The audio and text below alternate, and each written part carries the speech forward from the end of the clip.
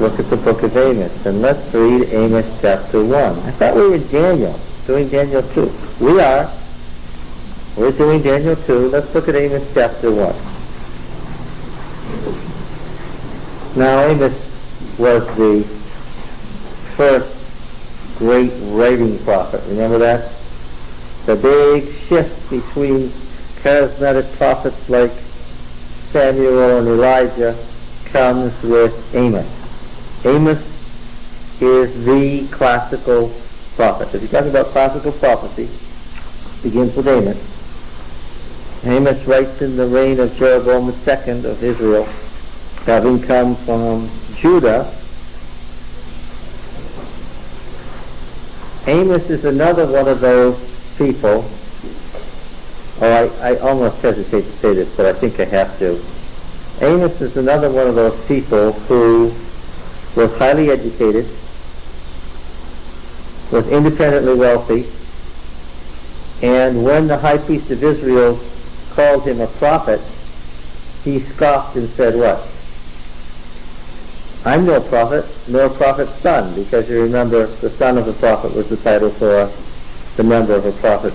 But what did he say he was? He said, I'm just a poor shepherd who follows sheep and the dresser of some sycamore trees. Okay? Do you understand what Amos was doing when he said that? We've actually got scholars to say that who put to us the question, how could Amos be such a brilliant writer or a speaker if he was just a poor shepherd from that no-account village of Tekoa? And how is there all that relationship between the work of Amos and wisdom literature in the Old Testament? Well, obviously, it was inspired. Yeah, that's it. It's a miracle. I see you're never going to see causing trouble. One day a fellow called me to do a mortgage, Tom, and he said, I'm all the way out here in South Hadley. Would you mind coming out and doing it out here? I said, not at all. He said, I work for a fellow and he won't let me out of the shop, but he'll give me a few minutes off to apply for a mortgage if I stay right here on the premises. I suspected what I was dealing with. I got out there and it was the largest industry in the town. And who was this person? He was the owner, obviously. He said he worked for a fellow and the guy wouldn't let him out of the shop. I knew by the way he was talking that what? He's the fellow. He's the owner. And he said to me, I called 3 places and asked if they'd come to me, and 2 of them said no. That's all he wanted. He didn't want to take his valuable time to drive somewhere. Yeah. So when Amos said, I'm no prophet's son, but a poor shepherd, and the dresser of a few sycamore trees, what was he really saying? Who owned the sycamore trees? Who owned the flock? Yeah, of course. He wasn't up there spending his time in Israel, prophesying in Israel, while his family was starving. And Tekoa was the center of a wisdom school. So, here we have another one of those folks who weren't part of the establishment at the center, because, of course, the establishment at the center, God couldn't use. It was them that he was denouncing. But here we have somebody who, again, is sufficiently educated to be able to be used. Now, in Amos chapter 1, we have one of these great sermons, one of the longest connected passages in the Old Testament.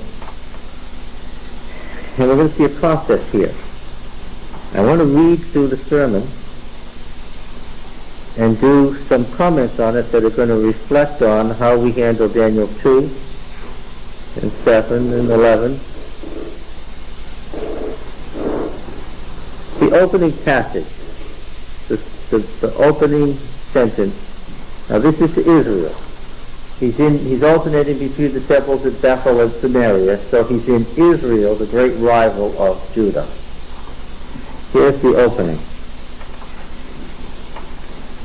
Yahweh roars from Zion and utters his voice from Jerusalem. The pastures of the shepherds mourn, and the top of Carmel withered. That's the opening. Where is God? He's in the temple on Zion. And his roaring from Zion causes what to happen to the land of Israel? Yeah. Carmel is the Carmel ridge, the vineyard. That's what it means. The ridge of orchards and vineyards is stuck out into the ocean. Remember the top there where Elijah had his great confrontation with the prophets of Baal in the previous century? There then follow a series of prophetic woes on the nations that had once comprised the Davidic Empire. Those who had once been part of the covenant people. Right? That's what ties this group of nations together here. Thus says Yahweh, for 3 transgressions of Damascus and for 4, that's the 3 plus X, and X plus 1, that's a typical wisdom progression. For 3 transgressions of Damascus and for 4 I will not revoke the punishment, because they have threshed Gilead with threshing sledges of iron. So I'll send a fire on the house of Hazael, and it shall devour the strongholds of Ben-Hadad. I will break the bar of Damascus and cut off the inhabitants from the valley of Avon, and him that holds the scepter from Beth-Eden, and the people of Syria shall go into exile to Kir, says Yahweh, saying of Yahweh, oracle of Yahweh. Okay? The Aramean invasion of Gilead, the threshing of Gilead, is the reason for the soon coming destruction of the Aramean kingdom of Damascus. Next, thus says Yahweh, for 3 transgressions of Gaza and for 4 I will not revoke the punishment, because they carried into exile a whole people to deliver them up to Edom. So I'll send a fire on the wall of Gaza, and it shall devour her stronghold. And I will cut off the inhabitants from Ashdod, and him that holds the scepter from Ashkelon. And I will turn my hand against Ekron, and the remnant of the Philistines shall perish. Oracle of Yahweh. So the Philistines, Pentapolis, or what's left of it, is going to be destroyed because of this exiling a whole people, apparently for money, to the Edomites. Thus says Yahweh, for 3 transgressions of Tyre and for 4 I will not revoke the punishment, because they delivered up a whole people to Edom, and did not remember the covenant of brotherhood. So I'll send a fire on the wall of Tyre, and it shall devour their stronghold. All right? Presuming that this is preached first before it's written, and presuming that it's preached in the temples of Samaria and Bethel, what is the audience's reaction to the announcement of the destruction of the Aramean kingdom, the Philistine Pentapolis, and the Syrian coalition? Is this good news or bad news? This is great news. And doubtless they are right with him. Okay.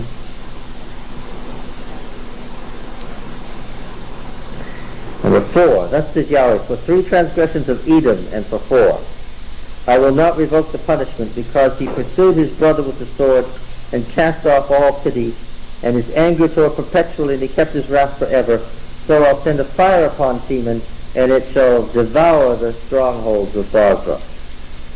Now, of course, you know that Israel and Edom had been fighting for centuries for control of southern Transjordan. Number 5. Thus says Yahweh, for 3 transgressions of the Ammonites and for 4 I will not revoke the punishment, because they have ripped up women with child in Gilead, that they might enlarge their border. So I'll kindle a fire on the wall of Rabbah, and it shall devour her stronghold, with shouting in the day of battle, with a tempest in the day of the whirlwind, and their king shall go into exile, he and his princes together. So now we discover that the invasion of Gilead against Gilead was a cooperative endeavor between Aram and the Ammonites. the Ammonites, the middle Transjordanians, right? It's Edom on the south, and then Moab, to the northern end of the Dead Sea, then Ammon, north of them in the middle, and the Israelite territory of Gilead on the north, and north of them, Assyria, Damascus. Okay. Number 6. Thus says Yahweh, for 3 transgressions of Moab and for 4, I will not revoke the punishment, because he burned to lime the bones of the king of Edom. So I'll send a fire on Moab, and it shall devour the strongholds of Kerioth. And Moab shall die amid uproar, amid shouting and the sound of the trumpet. I will cut off the ruler from the midst, and will slay all its princes with him. Oracle of Yahweh. Okay. So far so good? Okay. And number 7 is verse 6. 2 verse 6. 2 verse 6. Now, up to this point, they've heard woes on 6 nations, and how many of them are they happy to hear? All of them. Yeah. We would expect the 7th woe from the Israelite viewpoint to be on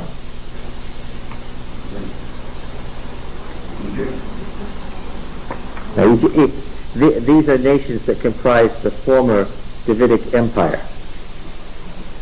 Okay. From the Israelite viewpoint, we want number 7 to be Judah. Yes, from the Israelite viewpoint, we want it to be Judah. But Amos has led his hearers into the oracular trap here. Right?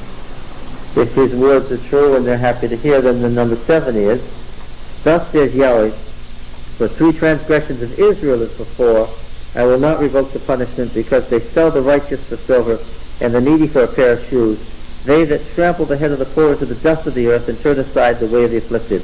A man and his father go into the same maiden, so that my holy name is profaned. They lay themselves down beside every altar upon garments taken in pledge, and in the house of their God they drink the wine of those who have been fined.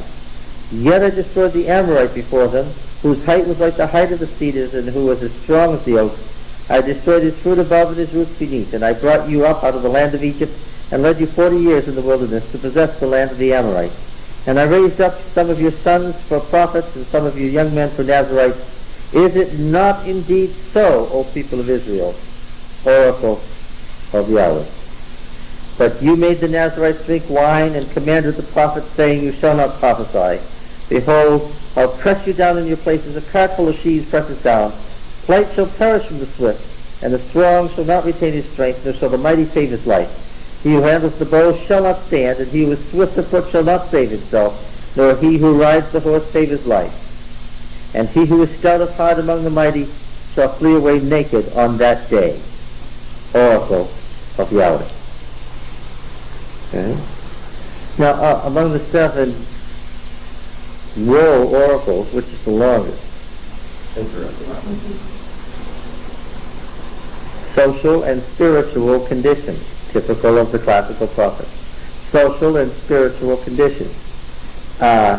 Not external things like burning the bones of another king or ripping up women with children, but internal things. Not listening to prophets, not honoring the Nazarites, social conditions. Yes. Yeah, it's number 7. But what? But I skipped something. Yeah, I knew that I had skipped something. We're coming to that. The 7th oracle against Israel is the longest and most detailed, and is the bad news part of it. There's no woe on Judah. Why? Oh, I know you read one there. There's no woe on Judah in this series of oracles. Why? Where is God? In Jerusalem. And indeed, these oracles are his doing what? Opening sentence. are his what? Opening sentence. What is he doing? These oracles are him doing what? Roaring. So God is pictured as what here? A lion, maybe. Good guess. Could be something else. Something else roars in the Old Testament. Close. Even closer. Keep roaring. One more. The thunder. Yes. The seventh thunder is thunder, and that's God's voice, as in Psalm 29. He's in Zion. He is woes on the seven surrounding nations. Yes. Judah would be one. Israel would be one of the surrounding nations. Yes. So this one's Israel is one of the surrounding nations. He's in Zion, and the woes go all the way around Judah. Why this other one? an insertion because somebody didn't like what he read. Well, we're going to read why there's another one, and that's going to help us understand what we're going to do with Daniel 2. Why is there another one, he says. We're going to come to that. What I want you to get is all the reasons why Israel is one of the seven. And of course, I need not remind you, how many oracles would I expect in a complete series of woes? 7 woes. Of course, that's what I expect. 7 woes. I've already been told at the outset that this is God roaring from Zion. Not the destruction of Judah, the prophet is from Judah, it's the destruction of the surrounding nations, and he's led them up skillfully into the trap of agreeing with him until he gets to Israel, which is 7.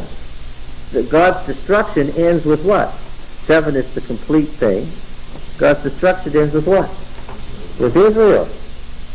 This is Amos's announcement that the kingdom of Israel is going to be destroyed, and he sticks with this. Now, I need to remind you that no prophet had ever predicted the destruction of God's people before Amos. Elijah had predicted a famine, right? And it was bad, but he didn't say what? That they'd be destroyed. Well, there were the blessings and curses, though. What? There were the blessings and curses. Blessings and curses, yes. There were blessings and curses, but nobody had ever said it's coming to a complete end. This is a departure. This is a change in prophecy to a new phase. This is the first time we have a prophet saying God's own people are going to be annihilated. This isn't prophetic denunciation and announcement of judgment. This is what we call the oracle of doom. This is where it's an oracle of destruction. This is not if then, this is then and then. Yes, there's no if then. That's all in the past. Because this has happened, past tense, because this is what happened, this is now what will happen. Not subjunctive. There's no unless. There's no relief here at all. No. There's nothing in any of this that says, well, if you repent, it's not going to happen. Now remember, Amos was regarded as a great prophet. His prophecies were the first ones that were written down into a book.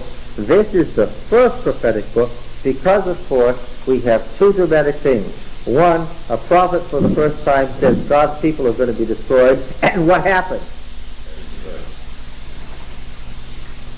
1450 BC, the Exodus. Okay?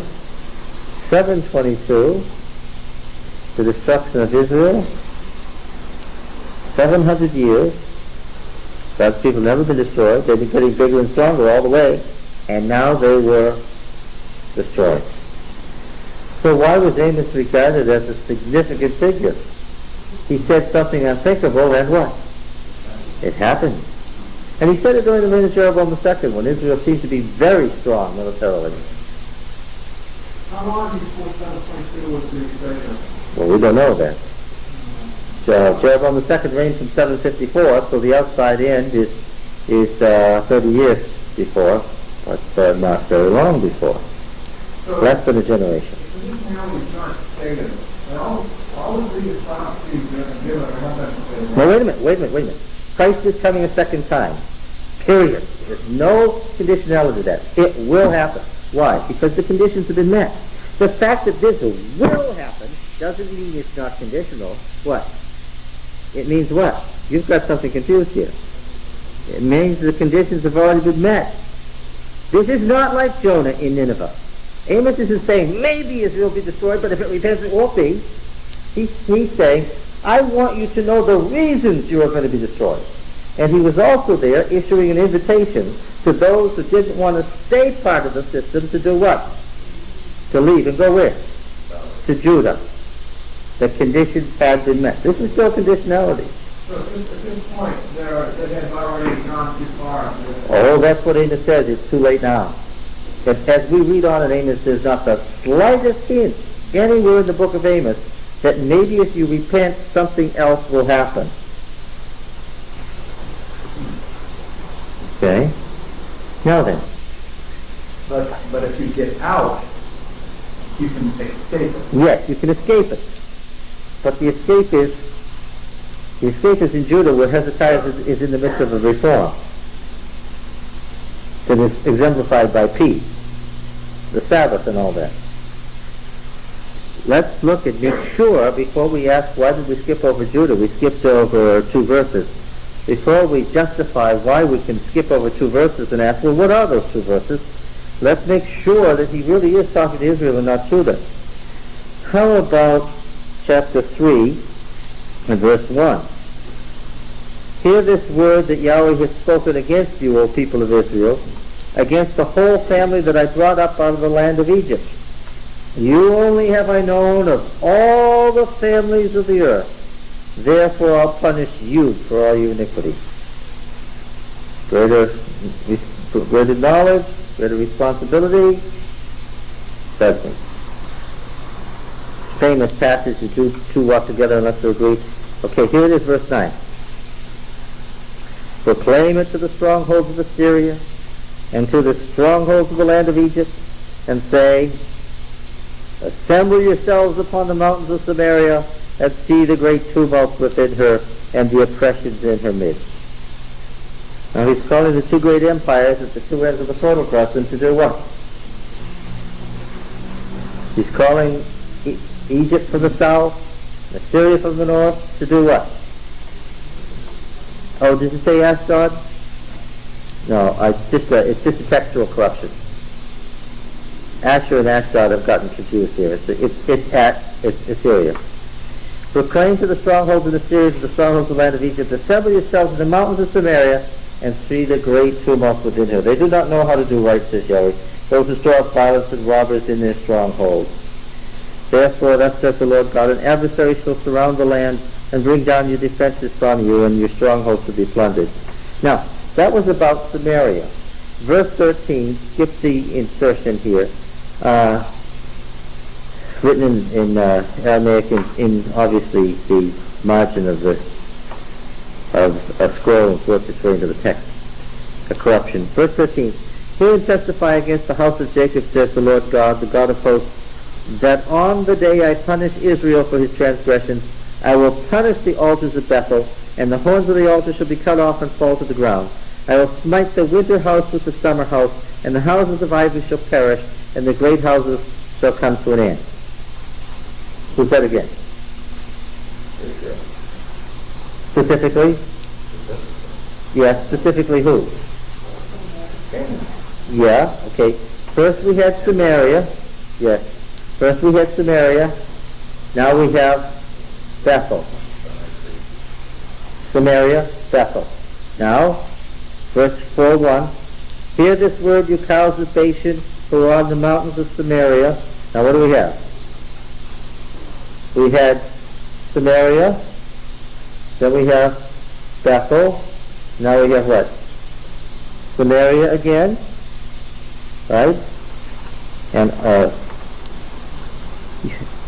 hear this word, you cows of Bashan, who are on the mountains of Samaria. We're back to the capital city. The cows of Bashan are the noble women.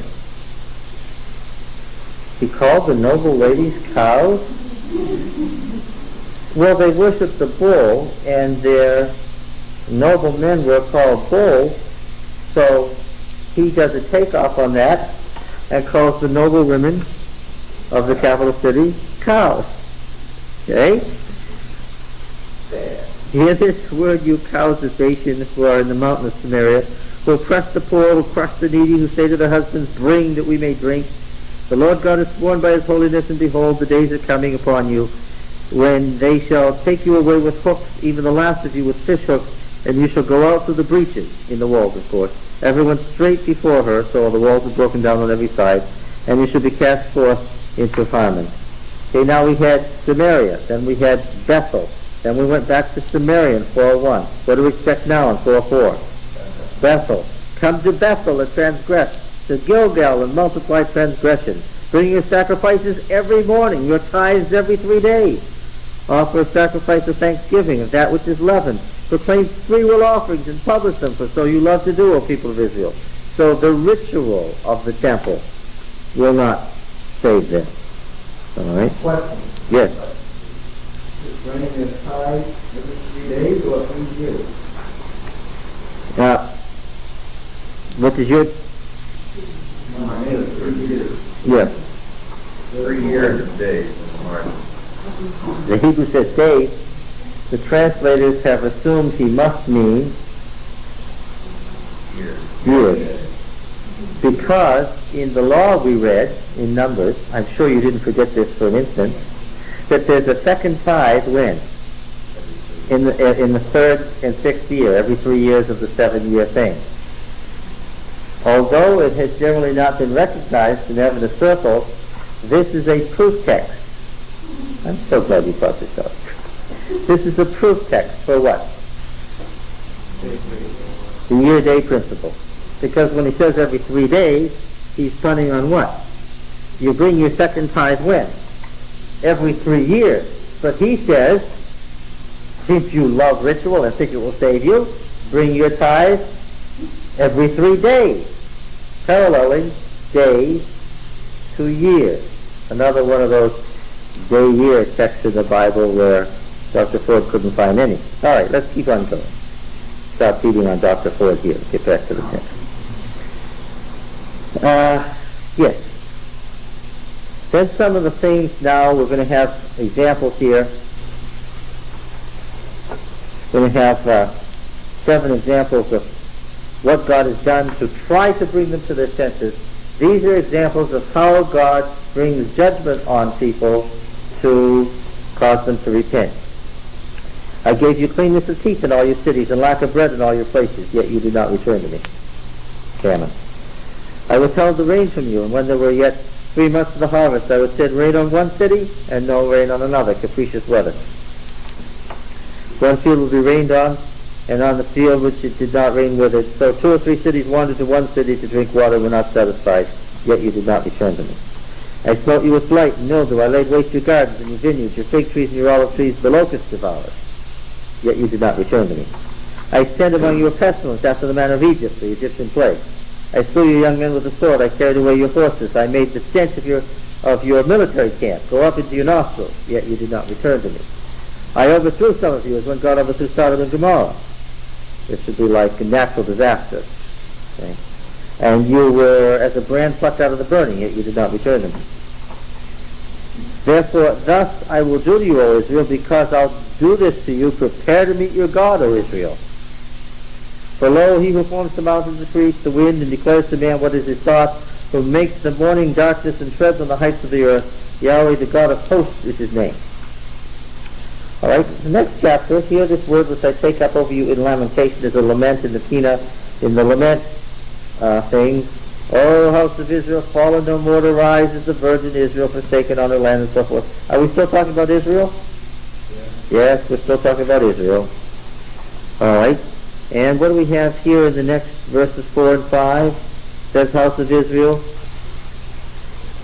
seek me and live.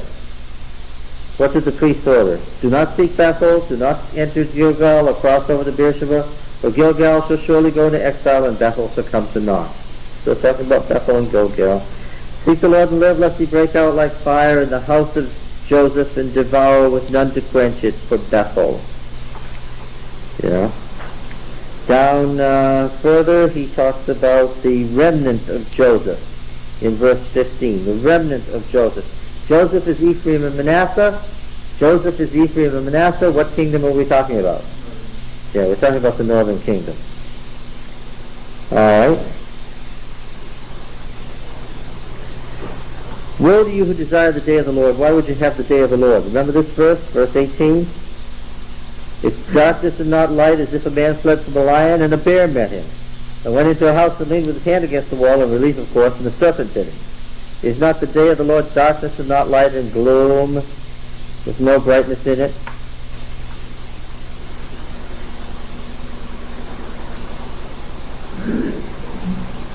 This day of the Lord is when the destruction comes or when the affection comes. Well, this is, exegetically, the answer is, what is the day of the Lord here? The moment of the destruction of Israel. Yes. Would you like to make an analogy to the day of the Lord at the end of the world? That would be appropriate, wouldn't it, by analogy? Right? But then we'd have to be taking these predictions of the destruction of Israel and applying them what? To our day. We'd have to say things like famine, pestilence, natural disaster, capricious weather, are what? Are God's judgment on the world today. And when we did that, we'd say, these things are the fulfillment of this text. Could we do that? Yeah, we can do that. Would we be right in doing that? Yeah. If we said what? We're applying this by analogy to our day because our time of unrepentance fit, by analogy, the situation of Israel. Right? But we say exegetically, Amos was talking about what? The Israel of 730 or whatever. All right? Now then, would the Bible ever allow us to do that?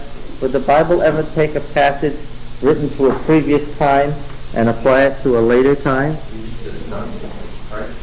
That's what your point is thinking. Thank you. Richard says, well, that's what your point is going to be. Can you point out an example of where the Bible might do that? In Amos 2, yes. Specifically, verses 4 and 5. The scriptural writer has before him the collection of Amos. 100 years have passed. Israel is gone. It has been gone for a long time. In fact, Assyria is gone. Okay? That's all of those things that are Yes. No, we're in Judah now, 100 years later. We have an unrepentant Judah. Not repenting and doing the same things that Israel did. Right? The situation is the same.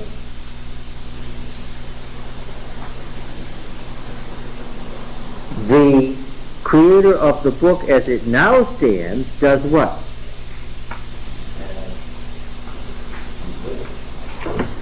And thereby he applies the book of Amos to Judah. He adds a beginning, an ending, and some words in the middle that alter the book. Now, he doesn't quite get the rhythm, fortunately. His sentences are shorter than those that Amos has written, fortunately. The meter is slightly different. I'm glad. Why? Because it helps to clarify to me that verses 4 and 5 are what? Yeah. Insertion, addition, a reapplication to a later historical event. Now when I put this in here, the book is not directed against Israel now. It's what? And especially when I read the ending, it's now directed against Judah. And I go out with the book to my countrymen and I say what? Read what the prophet Amos has said about not them, about us. Read what Amos has said God does to his people when they don't repent. He writes. Now who's the he here? Not only is Israel gone and Assyria gone, who else is gone? Amos is gone. This is not Amos. We call this Amos R. That famous word, redactor, meaning what? It means more than editor. It means Bible writer. It means somebody who is writing theology, not just editing words. Right? Well, then, did he have the only book of Amos to be able to do this, so that they couldn't go to some other synagogue or somewhere else and compare notes and see if that's actually what he wrote?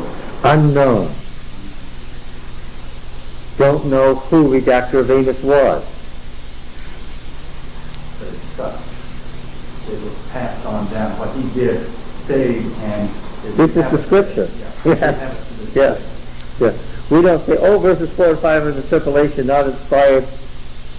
Instead, what we're saying is, the Bible had a method. And we can see it all over the place. And Amos is one of the easiest places to see it. The Bible had a method about things like that. This. It didn't let things just be history. We could have left Amos just as an historical document, right? A monument to the fall of Israel. And we read it as that, say this is what Amos wrote before the fall of Israel and applied to the fall of Israel, and that's what it's good for, a piece of historical work. But the Bible kept on going. And Bible writers, and we have to call redactor of Amos the Bible writer, did what? They took something from a prior historical event and they reapplied it by analogy to what? To a later historical event. And we call this subset of analogy, the principle of analogy. One is exegesis, two is analogy, right?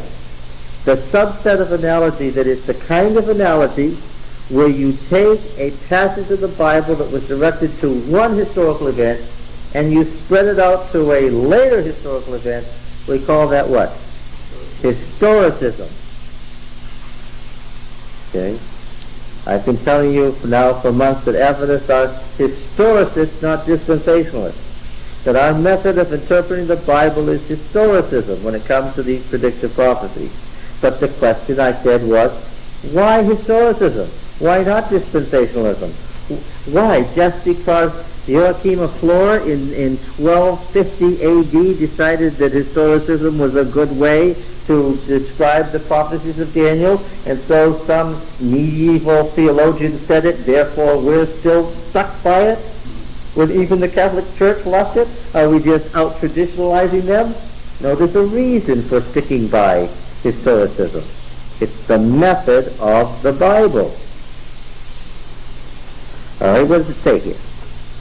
Verse 4. For thus says Yahweh, for 3 transgressions of Judah and for 4, I will not revoke the punishment, because they have rejected the law of Yahweh. So this is quite different from the kinds of things. What was it in Israel? Men and his father going into the same maid, oppressing, murdering the poor for a pair of shoes.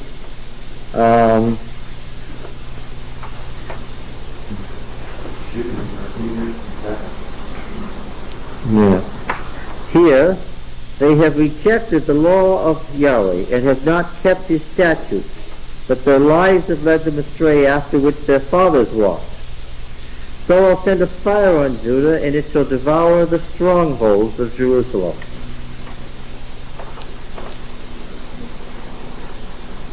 Well, when would we talk about the destruction of Judah? The writer predicts the destruction of Judah. He does it not particularly, not as skillfully, not as in rich language as in Amos, but nevertheless very clearly takes the book and turns it right over and says it applies to Judah. When? When would this have happened?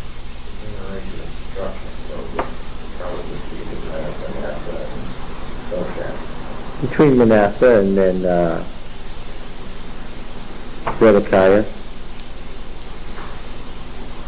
Yeah, the time of Daniel, Jeremiah, Ezekiel. Yeah. Let's, yes. So when Amos applied this to Judah, then it was the same situation. The conditions happened that, and they had already made their decision, and no sentence would change in the time. Yes, he absolutely, when the chapter of Amos applies this to Judah, he says the destruction will absolutely happen. However, in line with a good Judahite theology, the destruction precedes what? Restoration. Amos 9, after chapter of unremitting doom, because Amos in his prophecies against Israel, never once in any of the prophecies against Israel is there the slightest hint of restoration. Never does Amos imply that Israel will be rejuvenated as a nation. Never. But here at the end, we have something about Judah that fits good Judahite theology. We've already seen the Messianic king. Let me think now. Promises to the house of David, there'll always be a man to sit on David's throne. There'll always be a throne of David, right? His kingdom will be forever, da-da-da-da-da-da-da. Okay, here at the end, we have this, verse 9. 9:9. This is the end of the oracles about Israel, and you read through the book, verse by verse, and you'll see there's not one verse that's directed toward Judah, except those that we've looked at. Here we come, for lo, I'll command and shake the house of Israel among all the nations as one shakes with a sieve, but no pebble shall fall on the earth. All the sinners of my people shall die by the sword, who say, evil shall not overtake or meet us. And that's the end for Amos. But now we have this about Judah. Mark carefully, follow carefully. The following words are about Judah. In that day, now that day has been the day of the Lord, the day of destruction. In that day I'll raise up the booth of David that is fallen, and repair its breaches, and raise up its ruins, and rebuild it as in the days of old. Now what does this prophecy presume? What has happened to Judah, the booth of David? What has happened in this? It's been destroyed. Yes, and exile. Yes. And here, in line with good Judahite theology, the booth of David is repaired. I'll repair its breaches, raise up its ruins, and rebuild it as in the days of old, that they may possess the remnant of Edom and all the nations who are called by my name, says Yahweh, who does this. So there's going to be a restored Davidic empire that includes all these nations that are described in the book. The nations are destroyed, but they have remnants. And Judah, the booth of David, will possess the remnants of all those nations. Got it?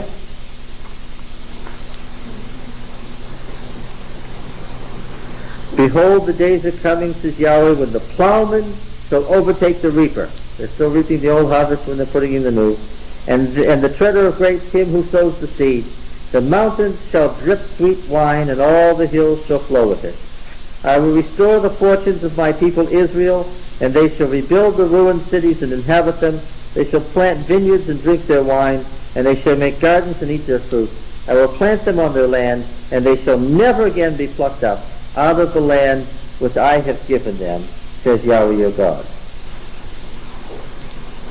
So the new Israel is the Davidic empire restored. Okay? Which do you like better, the book as it relates to Israel or the book as it relates to Judah? Well, it wasn't good news for either kingdom, but what? They're like I said in Israel. Yeah, that's right. Like you can see why the Arab-Israeli conflict will never be resolved. Can't be. Two different religions, that the very essence of reality would have to be wrong in one of those religions to But Israel is going to, restore the Davidic Empire. that means Syria, Jordan, Syria. portions of Saudi Arabia, and Egypt. The Syrians know this. They know that the Davidic under the Jewish religion, the Davidic Empire included Syria. They understand what Orthodox Judaism teaches about Syria. It's an us or them deal. They know it. Now, of course, the dispensationalists said what? This what? Will happen.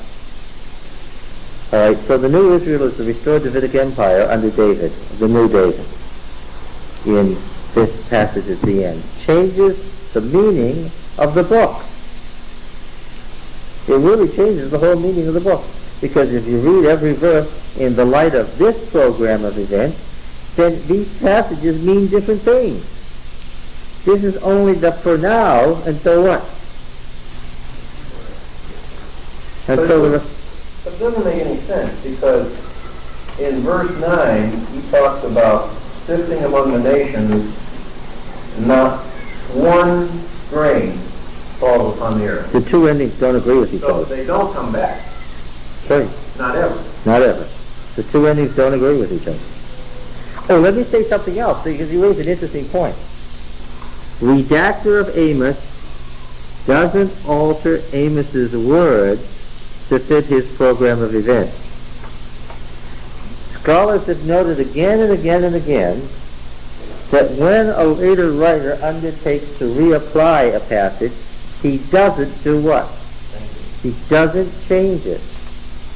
This has been commented on so often that you can see the different endings and that they don't agree, because redactor of Amos presumes that Amos is what? Yes, is sacred scripture, and what? And you don't take away from it. You can see that already they had a concept of the sacred text that can't be altered. He surrounds it and encapsulates it with a different application that causes you to read every verse differently, but he doesn't touch the words themselves.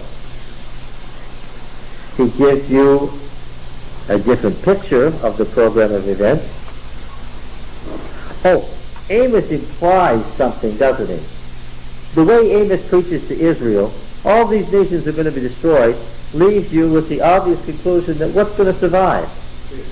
Judah's going to survive, alone. So what will be the nation of the future? By implication, Judah. Amos never says that explicitly, but it's the only thing you can deduce. Right? However, the redactor of Amos says Judah's going to be destroyed for its sin. But what? Then rebuilt. So verses 4 and 5 were really to try and scare Judah into reforming. And Are you sure of that? I'm just surmising the way it's written. It seems to me, since he is just a redactor and can't, and I don't know whether he's inspired or not. Okay, yes, I If hope he's you... not inspired, then he's just guessing at what the outcome will be in verses 4 and 5. I hope you would mention the word inspired. I was wishing that the word inspired would come up here. There is absolutely no question by those who retained the book of Amos as it now stands. Right? It's in our canon as it now stands. Those who copied it and kept it alive as it now stands thought what? Thought redactor of Amos was what? Inspired. Yes.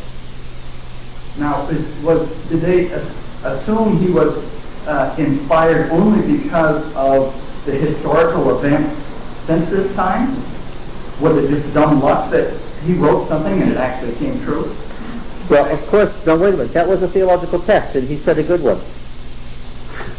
one of the things that became a test of prophecy in Deuteronomy, this is the trouble of trying to do exegesis of the Bible when you haven't done Deuteronomy yet. This is really a dumb way to approach the Bible, but we're doing it. One of the tests is what? Whether it comes to pass. The prior prophets had said that David's kingdom was going to stand forever. This man said what? Yeah. And he and Jeremiah were the first people in the world to be saying such a thing, right? That was news too, wasn't it? Because the destruction of Israel they could take, because it fortified in their minds once again that what we've been saying ever since David's time, which is what? The promise to David through Nathan is secure. No matter what happens to Israel, no matter what happens, whatever, what's the case with David's throne? Okay? But this man is saying what? It's not to scare them into he's saying it's going to be destroyed. What he adds is that it's going to be renewed. Okay? But yes, just as Amos, so redactor of Amos, it's too late, this is what's going to happen, but God will restore Judah, which Amos never said about Israel. Now it helped, of course, that in fact, Israel was exiled and what? Israel was exiled and what? And was not restored. Judah was exiled and was restored. Therefore it helped that what? Both Amos and redactor of Amos were proven by history to be correct. And that was one test, yes. What evidence do we have as to when the earliest there was that someone was aware of that Amos was not a unit, but that there was a redactor as well as position? But the very earliest copies of Amos we have are a complete work. We've never seen a book of Amos without the whole thing in it. I mean, that no one like in the early church was aware or had a theory that this was... No, exegetes have talked ever since the rabbis about this being a different person. That's not new. Okay, that's what I was wondering. When was the earliest in history that we know that there were people that thought that... Oh, at least by the 1st century A.D. You don't think his listeners knew what was going on, what he was doing? They had to. Well, it's more dramatic in Hebrew. It's more obvious. Anybody who has a sense for words can see that that's an addition. So the people who were reading up the canon weren't ignorant of this? Well, now, the people who made up the canon were very conservative and didn't think about this or didn't remember that this kind of scholarship was among the great rabbis. This wasn't for the populace that can't. Right? Well, the one reason I think that it's back as it is now is that it came to pass. and being that it came to pass, it became sacred, whether or not they agreed with it before. Well, redactor of Amos's prediction is almost more amazing than Amos's prediction. Amos predicted the destruction of Israel, which nobody had ever done before at a time when Israel was very strong. But the redactor of Amos went even further. He said the promises to the house of David were going to fail. That David's booth was going to fall. But that what? It will be restored. His comments are almost even more amazing than the original prophet.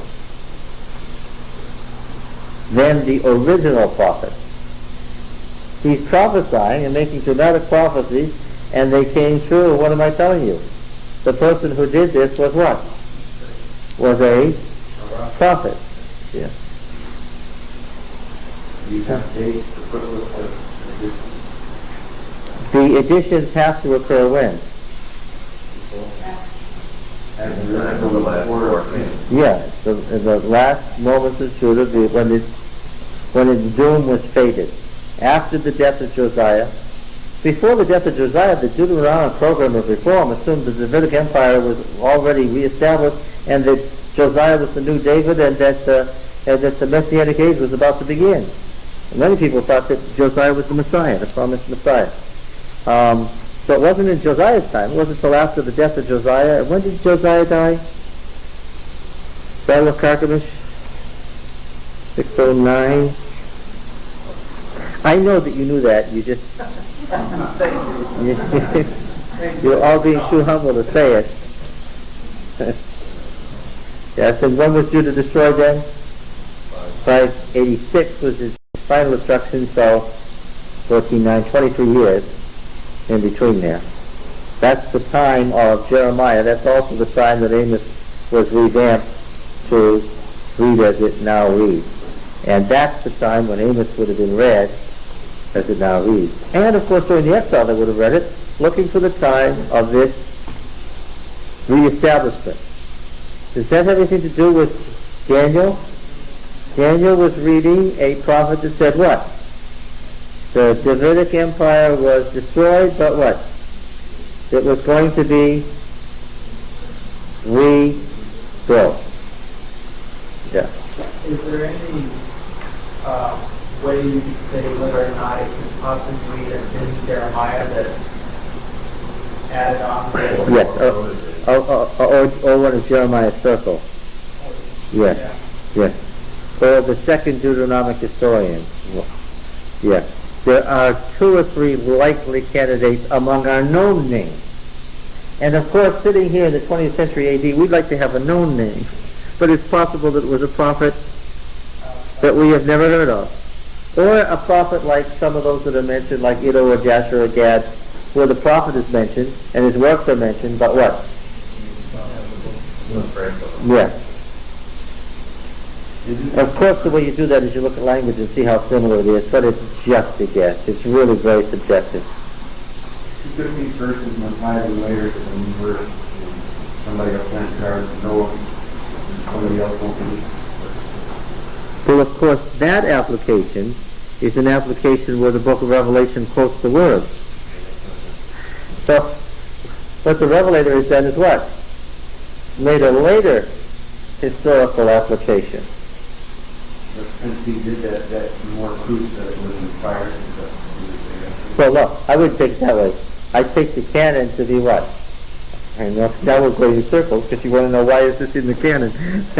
But we take the canon, this is, for a moment we'll just leave it as presupposition. We'll take the canon as inspired. Alright? Now the point of this has been about historicism. Here's a dramatic example of a work complete unto itself, referring to an earlier historical event and being reapplied to a later historical event, a century or century and a half later. And then John does it again. Yes. Yeah. Well, you all said in chorus, Jesus did it. Can you give me an example of where Jesus did it? Any of the red letters. Almost everything he said was about knowing the last day.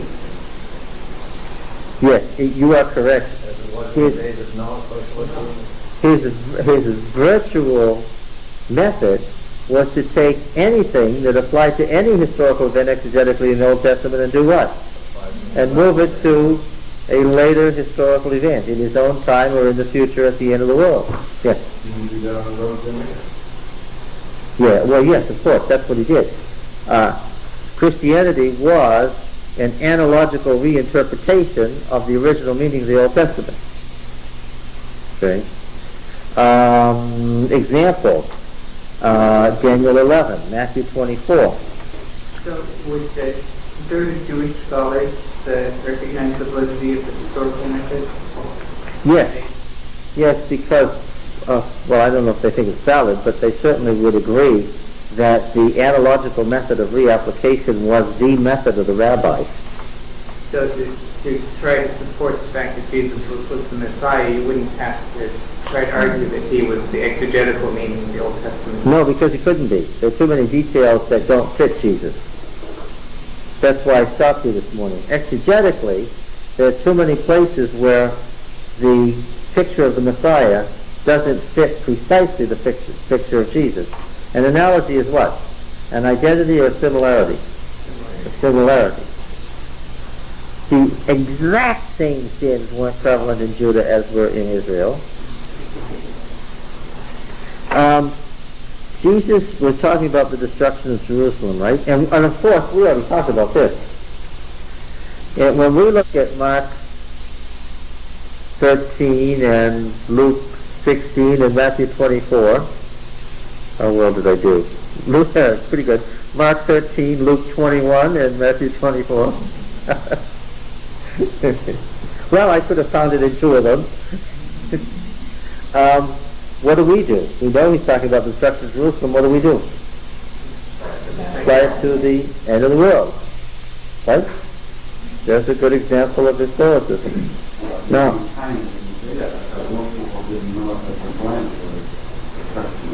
yes, that's true.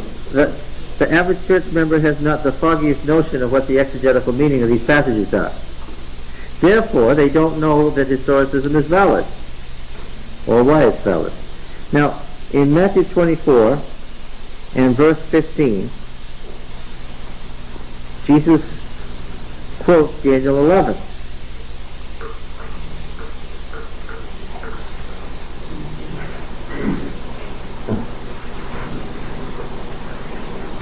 So when you see the desolating sacrilege spoken of by the prophet Daniel standing in the holy place,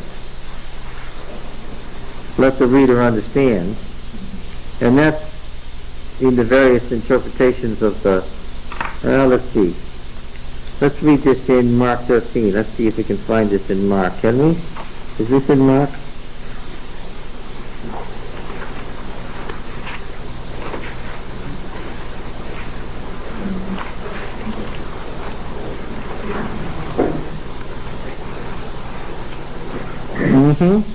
Verse 14. But when you see the desolating sacrilege set up where it ought not to be, let the reader understand. Then let those who are in Judea flee to the mountains and so forth.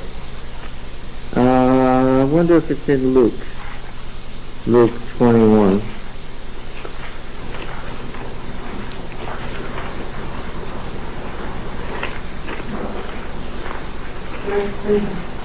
What is it?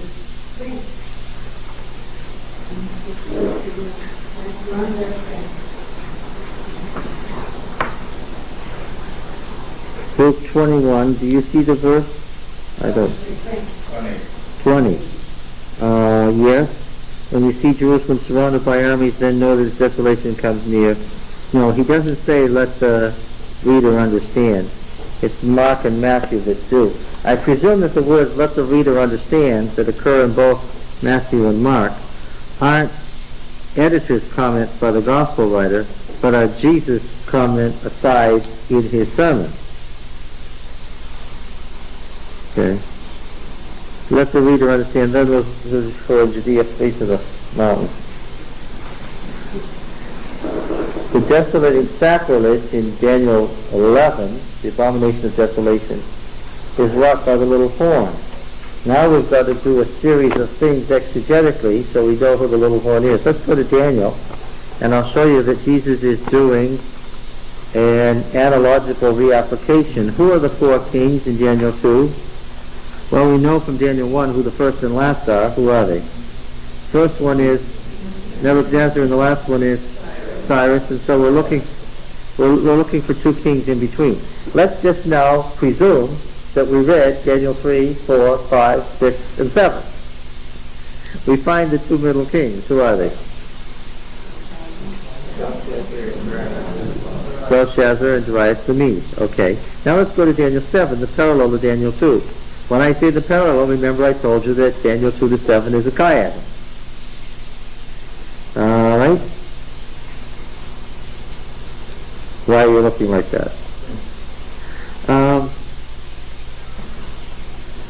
Who's the fourth beast exegetically in Daniel 7? This is a tough question. Let's see if you can get it right.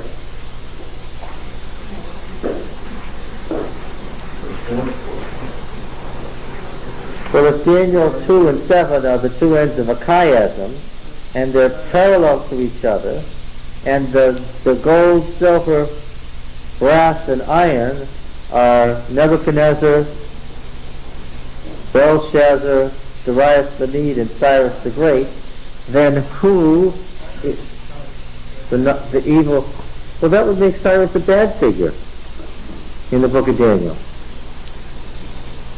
Isn't Cyrus a good guy who let the Jews go free and delivered an edict to rebuild the temple, and wasn't he Wasn't Nehemiah his cupbearer, and wasn't he good toward the Jews, and isn't he a good figure in the Bible? You gotta remember, realism is one of the boxes. Well, yes, there is good and bad. But I'm reading, that's good. But I'm reading the book of Daniel. I'm reading Daniel. I'm not reading Ezra. I'm not reading Nehemiah. I'm reading Daniel.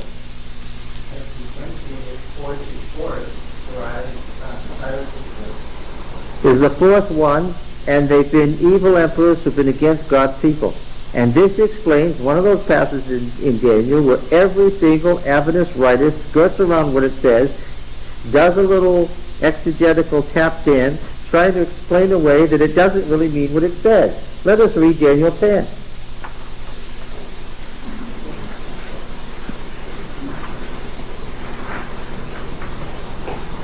In the third year of Cyrus, king of Persia, a word was revealed to Daniel, who was named Belteshazzar, and the word was true, and it was a great conflict. There was a war going on here. And he understood the word, and he had understanding of the vision. In those days I, Daniel, was mournful for 3 weeks. I ate no delicacies, no meat or wine entered my mouth, nor did I anoint myself at all for the full 3 weeks. On the 24th day of the first month, as I was standing on the bank of the great river, that is the Tigris, I lifted up my eyes, and behold, a man clothed in linen, whose loins were girded with the gold of Uphaz. His body was like beryl, his face like the appearance of lightning, his eyes like flaming torches, his arms and legs like the gleam of burnished bronze, and the sound of the words like the noise of a multitude. This is the heavenly high priest, dressed as on the Day of Atonement. To miss that is to miss the point. It's exactly the way Christ is dressed in Revelation chapter 1. This is the heavenly high priest. And I, Daniel, alone saw the vision, for the men who were with me did not see the vision, but a great trembling fell upon them, and they fled to hide themselves. So I was left alone and saw this great vision, and no strength was left in me. My radiant appearance was fearfully changed, and I retained no strength. Then I heard the sound of his words, and when I heard the sound of his words, I fell on my face into a deep sleep with my face on the ground. And behold, a hand touched me, and set me trembling on my hands and knees. He said to me, O Daniel, man greatly beloved, give heed to the words that I speak to you, and stand upright, for now I have been sent to you. While he was speaking this word to me, I stood up trembling. He said to me, Fear not, Daniel, for from the first day that you set your mind to understand, and humbled yourself before your God, your words have been heard, and I have come because of your words. The prince of the kingdom of Persia withstood me these 21 days. But Michael, one of your chief princes, or the one of the chief princes, which would be better, because we interpret Michael to be the chief prince, came to me, so I left him there with the prince of Persia. And I came to make you understand what is to befall your people in the latter days, for the vision is for days yet to come. What is Cyrus doing here? Opposing God. He's part of the great controversy. He is fighting against God. And Michael has made war on him because he is opposing God. In the sequence in Daniel, Cyrus is not a good guy. He's a bad guy who is fighting against God. There's no such evidence in the book of Daniel. You don't read backwards now.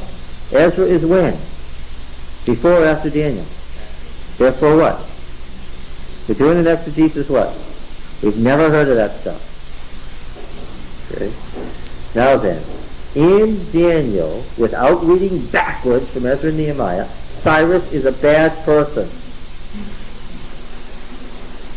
Of course, he's the fourth of the evil kings. He's fighting against God to destroy God's people. He's the fourth king. What comes out of him? The 10 petty states. Cyrus's kingdom breaks up into the 10 petty states exegetically. And there's never going to be an emperor after him until the Messianic king comes. Right? Daniel's already living in Cyrus's time. So he's expecting these events.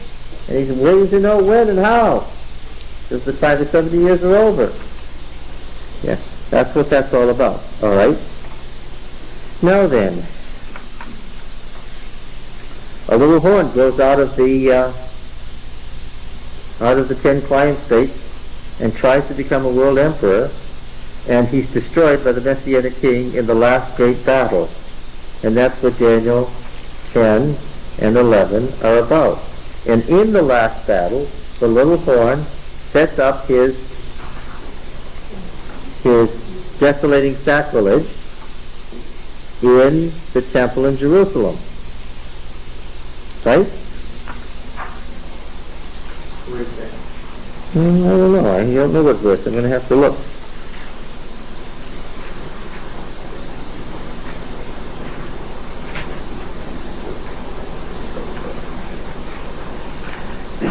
Does anybody know what verse? Well, we can cheat. We can go back to Matthew 24 and look in the margin. 7:21. Well, maybe we'll find it in the margin there.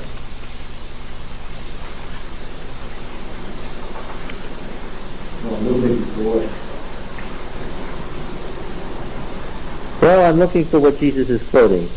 The abomination of desolation. And it looks like Daniel 11:31.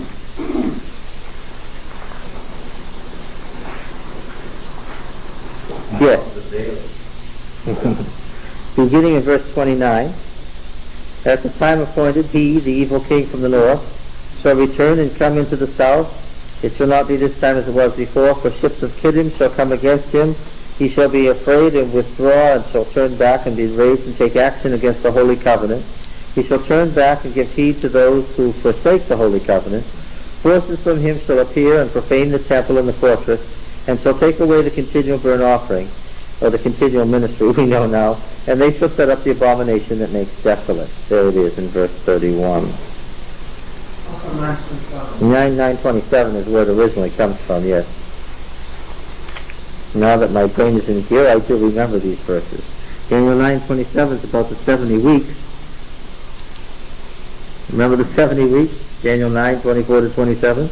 And this is what's going on in the 70th week, verse 27. And he shall make a strong covenant with many for 1 week, and for half a week he shall cause sacrifice and offering to cease. And upon the wing of abomination shall come one who makes desolate, and so the decreed end is poured out on the desolator. Now, timing. Let's see if you're comprehending in the least bit. Who's the fourth and evil beast in Daniel 7? Exegetically now. Cyrus. How many emperors, world emperors, would there be after Cyrus? None. But out of those 10 kingdoms would come a little horn who wanted to be what? A world emperor. And in his drive to become a world emperor, he would need to destroy God's people. So when was this going to happen? Right after Daniel's time, right after the time of Cyrus. And just right here in front of us, Daniel would have said.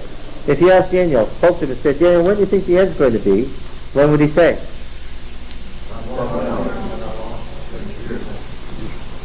Yeah, right away. But then he had this problem of the 70 weeks of years. Well, this said 70 weeks. Right? The 70 weeks might be what? 490 days or... Well, time cycles are all parallel, so let's not jump to years. Days, 490 weeks, 490 months, 490 years, or 490 weeks of years. All right? Daniel's very worried about time in Daniel 9, 10, 11, and 12. He's very worried about time. He asks about timing in every chapter. So if you said to him, Daniel, when is this going to happen? He would say, well, I thought it was going to happen right away. But, yeah. But what would he have to say? I'm not, yeah. Okay, now, one thing we can tell you exegetically for sure The abominating desolator in Daniel 9, 10, 11, 12, exegetically, is not what? Not the Roman Empire. Yes. However, in Jesus' sermon about the destruction of Jerusalem, the abominating desolator is what? It's the Roman Empire. Jesus has reapplied the prophecy to his own day. Now, Adventists sort of tacitly reapply the prophecy again. See? Jesus meant the Roman Empire by the abominating desolator. But we quietly and without dwelling on it much, we don't say that's what it means. We say what? The abominating desolator is the papacy. Now, did the papacy destroy Jerusalem in AD 70? No. Therefore, when we go with this, the evil little horn is the papacy, what are we doing? We've gone beyond Jesus' interpretation, what? We've moved from the Roman Empire to what? Onto the papacy. That's a yet further historicist interpretation. All right. What is this king's name? I can't pronounce it into the Antiochus Epiphanes. Yes. Antiochus Epiphanes, they say that the king in Daniel 11 is the Greek Antiochus IV, the descendant down from Alexander's general. Right?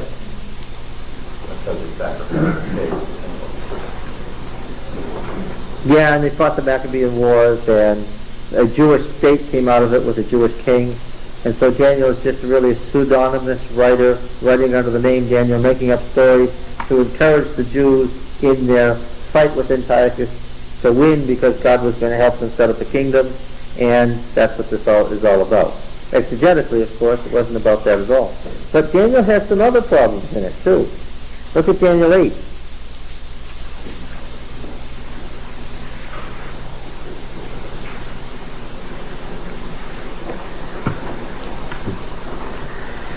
In the third year of the reign of King Belshazzar, a vision appeared to me, Daniel, after that which appeared to me at the first. And I saw the vision which I saw. I was in Susa, the capital, in the province of Elam.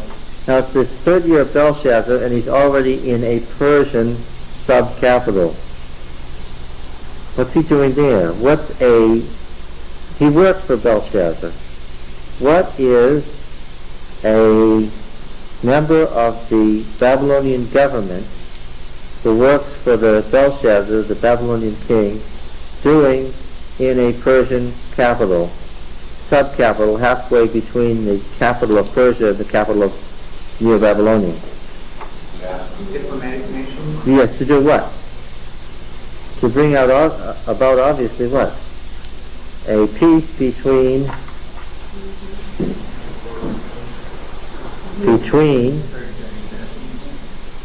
Belshazzar and Cyrus.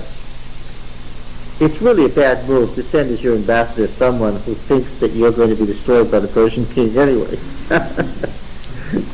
Maybe he should have inquired into Daniel's religious beliefs before he sent him out as an ambassador. All right? This is the vision of the ram and the he-goat. What we're interested in is the interpretation of the vision.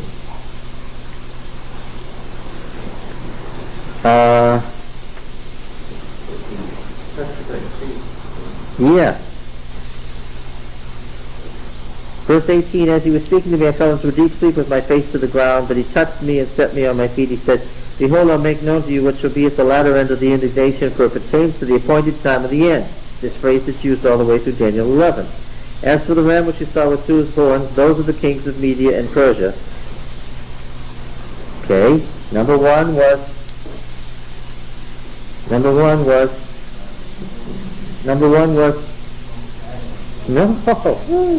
Number one was Nebuchadnezzar. Number two was Belshazzar. The ram is the kings of Media and Persia, 3 and 4. And the he-goat is the king of Greece. And the great horn between his eyes is his first king. No wonder Daniel was getting an ulcer and worrying about time. Because ever since Daniel 2, at the beginning of the 7 years, he had this 4-king sequence, right? And then no king, and then the Messianic king. And now what's happening here? There's another king in here. Would you be getting an ulcer in his situation too? And would you ask, well, what about the time? And this explains Daniel's question. Look, he says, verse 27, 8:27,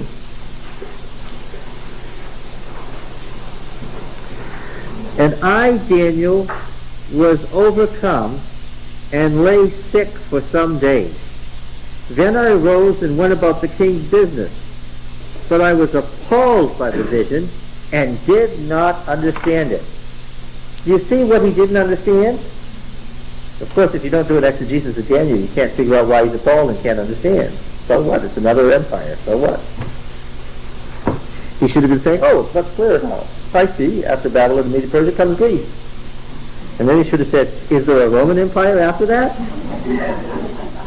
This is a new vision to him, and he's in this position with the angel, and he's getting a reinterpretation, he's getting a new interpretation from it. There's something here that's not very good. And what is that? We had a run of 4 emperors. We had Nebuchadnezzar, Belshazzar, Darius the Mede, and Cyrus the Persian. And all 4 kings are mentioned here. He's already in Belshazzar's time, and the other 2 kings are the kings of Media and Persia. That's the ram. And now what? Now we've got the he-goat is Greece, and the big horn is its first king. That adds another whole king and another whole power to the scheme of things. Then the horn is broken, then 4 horns come up. We didn't hear about any 4 horns. And then the little horn comes out of one of them. And what's happening? Yeah. Is the angel using a historical application? Well, look. Is he original? Well, that's the point. Daniel's prophecies, what are happening to Daniel's prophecies? They're changing and they're getting longer. That was, look, he didn't like it when the little horn persecuted the saints and overcame them in Daniel 7, but there wasn't anything really that was that different than what he had heard before in Daniel 7. Was Daniel hoping to be alive when the Messiah came? I think so. And that's why he was so upset that he's finally figuring out that maybe he won't be around? Well, he doesn't know that for sure until Daniel 12. Because in Daniel 12, he's told what? Not to hope that, why? He's told he's going to die. But it's worse than just his personal concerns here. The whole time thing is getting... Yeah. And then, well, you see, then he has this... Well, Daniel 9 will help us to illustrate exactly the problem. Daniel 9. In the first year of Darius, you'll notice that Daniel 8 is in Belshazzar's time, and Daniel 9 is in Darius' time. What you may not know is that there's 10 years between Daniel 8 and 9. What is Daniel doing during those 10 years? He's wondering. Has he given any further information? No. Okay. Now, when we come to the first year of Darius, what year is this? Babylon, Neo-Babylonia has fallen? 539-38, our time, BC. Now, if the 70 years stretch from 605 to 535, when you come down to 539-38, you finally come to the third of the 4 kings. He is in league with Cyrus, who's the 4th king. It should be nearly over. But Daniel has had this vision in Daniel 8, right? Which means you got to get through Cyrus the Persian and what else? Then you got to get through the Greeks and their king and 4 kings, and then the little horn who persecutes the saints. So, The first year Darius the son of Ahasuerus by birth a Mede, who became king over the realm of the Chaldeans, in the first year of his reign, I, Daniel, perceived in the scroll, the number of years which, according to the word of Yahweh to Jeremiah the prophet, must pass before the end of the desolations, the abomination of desolation, of Jerusalem, namely 70 years. He clearly is looking at the Jeremiah 25 and 29 in the 70 years and saying to himself what? It's supposed to be nearly over. It's 539:38. How much time does he have left? 4 or 5 years. He's got about 4 years left. And what is he saying to himself? You promised. He said right here in Jeremiah. Yeah, but what is he saying to himself first? Word that it's being extended. You're only in the third king. Then I turned my face to the Lord God, seeking him by prayer and supplication, with fasting and sackcloth and ashes. I prayed to Yahweh my God and made confession, saying, O Lord, the great and terrible God, who keepeth covenant and steadfast love with those who love him and keep his commandments. This is Deuteronomic talk. Again, we're trying to, we don't have any Deuteronomic reform to understand this on, but we'll plunge in. We have sinned and done wrong and act wickedly and rebelled, turning aside from thy commandments and ordinances. We have not listened to thy servants, the prophets, who spoke in thy name to our kings, our princes, and our fathers, and to all the people of the land. To thee, O Lord, belong righteousness, but to us confusion of face as at this day, to the men of Judah and the inhabitants of Jerusalem, and to all Israel, those that are near and those that are far away, and all the lands which thou hast driven them, because of the treachery which they have committed against thee. To us, O Lord, belongs confusion of face, to our kings, to our princes, and to our fathers, because we have sinned against thee. To the Lord our God belong mercy and forgiveness, because we have rebelled against him, and have not obeyed the voice of Yahweh our God by following his laws, which he set before us by his servants the prophets. All Israel has transgressed thy law and turned aside, refusing to obey thy voice. And the curse and oath which are written in the law of Moses the servant of God have been poured out on us, because we have sinned against him. He has confirmed his words which he spoke against us, and against our rulers who ruled us, by bringing upon us a great calamity.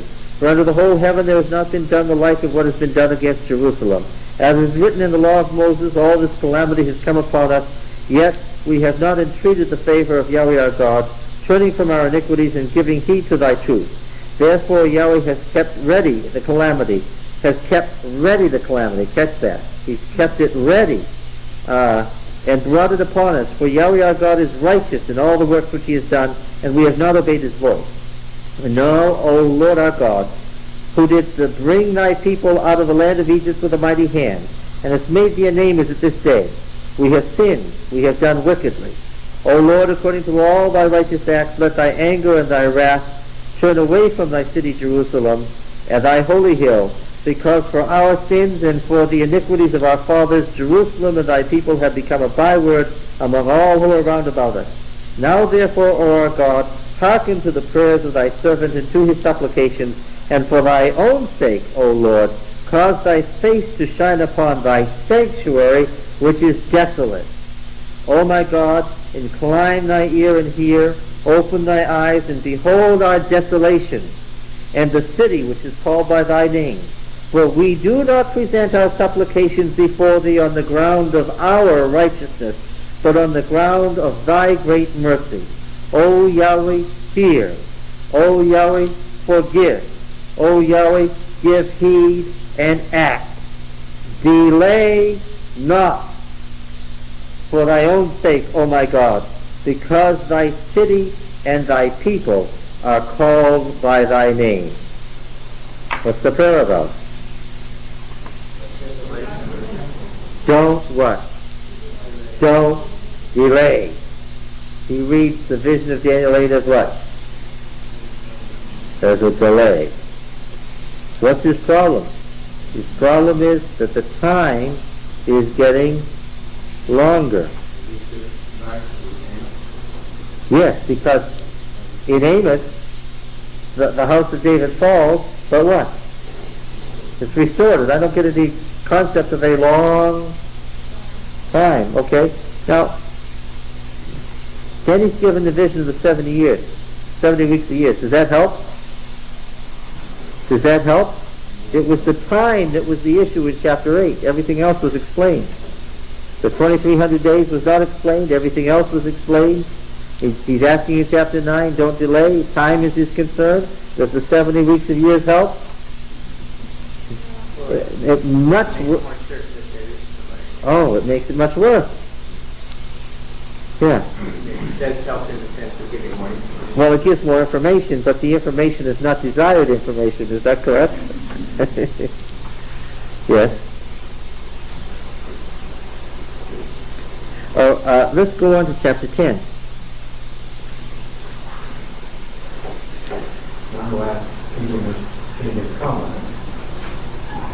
You know, oh yes, you're catching the sequence, right? We have Belshazzar, we have Darius, we have Cyrus. This is not an accident. This is not an accident. It's interesting in verse 3. I didn't think Daniel liked those things. Yes, I know. We are told that Daniel was a vegetarian all the time. That's not what this says. It says I fasted, I didn't eat any meat, therefore what? He didn't drink any wine. That's right.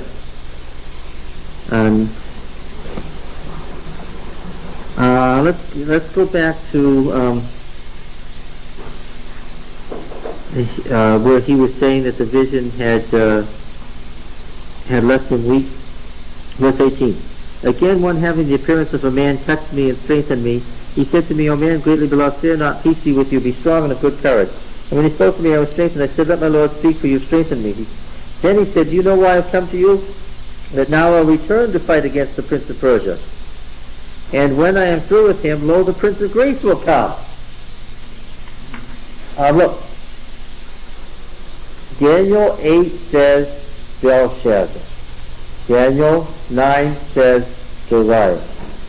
Daniel 10 says Cyrus. There are no more superscriptions about kings. Daniel 11 doesn't begin a new section. Right? It's only a literary distinction. And Daniel 12 is a continuation. Daniel 10, 11, and 12 are a single unit of description.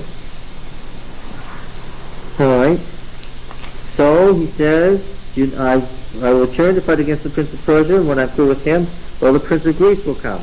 But I will tell you what is inscribed in the book of truth. There is none who contends by my side against these, except Michael, your prince. So now he's going against these means that he's going to contend against the prince of Greece too. And as for me, in the first year of Darius the Mede, I stood up to confirm and strengthen him. And I'll show you and now I'll show you the truth. And now I will show you the truth. Who's speaking in 11:2? 11:2? The angel. Yes. And now I'll show you the truth. Well, Daniel's been waiting to hear the truth, right? Behold, 3 more kings will arise in Persia. A 4th will be far richer than them all. And when he's become strong through his riches, he will stir up everyone against the kingdom of Greece. And that's what will cause the king of Greece to get into this act. And now I have a real exegetical headache. Why? More kings of Persia before we get to the king of Greece. Now what's happening? Now the 70 weeks of years is what? They're not weeks of 24-hour days now. What does Daniel have to know by this time? He doesn't know about 3 days. And then, well, of course he knew that anyway, because he's an ancient person. He knows that time sequences are parallel. That's what bothered him. About 2,300 evenings and mornings. He had that problem in Daniel 8. See, because we already knew that the evenings and mornings could be what? The evening and morning sacrifice, so it could be 2,300 days. It could be, what else? It could be the evening and morning Sabbath sacrifice, so it could be 2,300 weeks. could be it could be the annual sacrifice, it could be the lunar sacrifices for the new moon. The evening and morning sacrifice for the new moon, it could be 23 of the month. That could be the Day of Atonement in their 4 years. So he already had the possibility in his mind of a grave problem. By now, when the angel says, and now I'll tell you the truth, what is this clearly saying? Well, it isn't exactly Nebuchadnezzar, Belshazzar, Darius the Mede, Cyrus the Persian, and the Messiah. It's not exactly that. There's a little more to tell you. And then he tells us all about Daniel 11, the king of the north and the king of the south, and the long history of struggle between the two empires. Why do you suppose there's such a gradual progression in dispensing that information? This is a good question. Why do you think, she said, there was such a gradual progression in dispensing the information? Daniel had been able to handle the whole thing at once.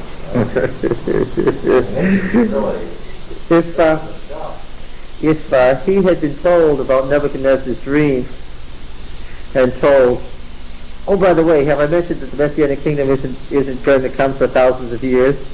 What would he have done? He would have gone in and said to Nebuchadnezzar, tell the wise men of Babylon to be with them. I don't care to live. There's no point in it, right? Okay. Furthermore, you're doomed too. Forget it. Yes. Oh, yes, that's obvious. Daniel was a spokesman. As a Judean priest, he was a spokesman to his people. In Daniel 9, he's speaking as the leader of the congregation. He speaks as the king for all Israel. And he's the source by which all Israel can know about the Messianic kingdom. And are they going to be told while they're in exile, hurry up, try to get out of exile. We're planning to set up this kingdom in a few thousand years. Okay, we'll try to go back home. I think there's been a conditional thing also that things could have been different, but by the time this time came, I'm not making myself clear. Daniel's prayer in Daniel 9 makes it clear that what could have happened. It could have been, and Nebuchadnezzar, Belshazzar, Darius the Mede, Cyrus the Persian, and the Messianic king. What was said in Daniel 2 was the plan, but what? But why did it get altered? God isn't capricious. Why did it get altered? Because God has this thing, this absolutely annoying thing, that he won't operate independent of human beings. That he won't override the will. Of course, if God overrode the will, the great controversy would be over. Therefore, what? He had to proceed in his plans at the rate that what? He could get people to proceed. Yes, that's an annoying truth. Yeah. And in the end, what is Daniel worried about? Chapter 12, verse 5.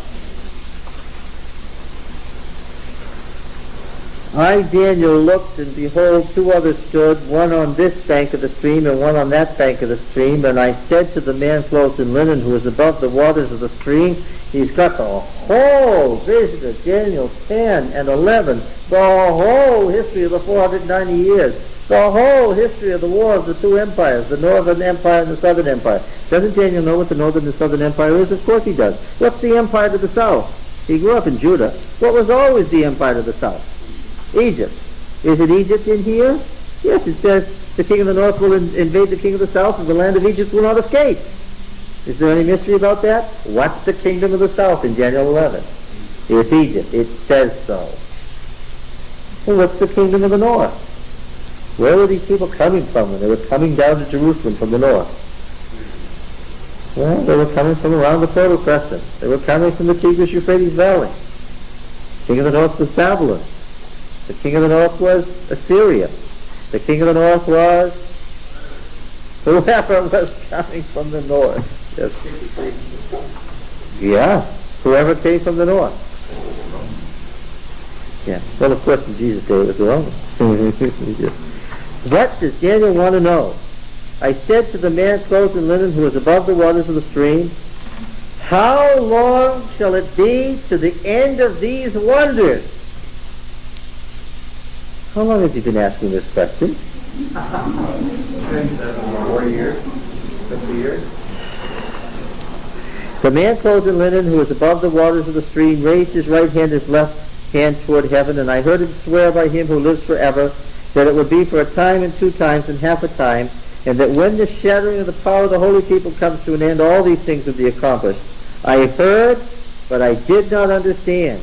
And I said, oh, my Lord, what will be the issue of these things? He said, go your way, Daniel, for the words are shut up and sealed until the time of the end. So what's his answer? How long? What's his answer?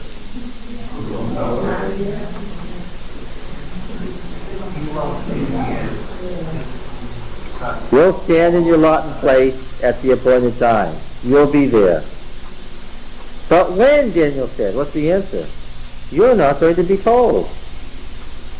And so the book of Daniel ends with the mystery of what? The time. Now, if you do an exegesis on Daniel, all sorts of problems about what does this verse mean, what does that verse mean, what is that all about, disappear, right? It's all clear. Very clear what happened. And if you realize then that when we apply Daniel, we're doing it by analogy, so what? Will every verse fit? No. So what about the last 3 verses of Daniel 12? You want to know about the 1290 and 1335 days? The Jewish calendar. The 1260 days are the 3.5 years. The 30 days is to the next new moon feast, at which time they have to have cleansed the land. And the 1335 days to the 45 days is to the Pentecost, at which time they are to reinstitute the temple worship. It's just how it would have been had the Messianic kingdom been set up on earth.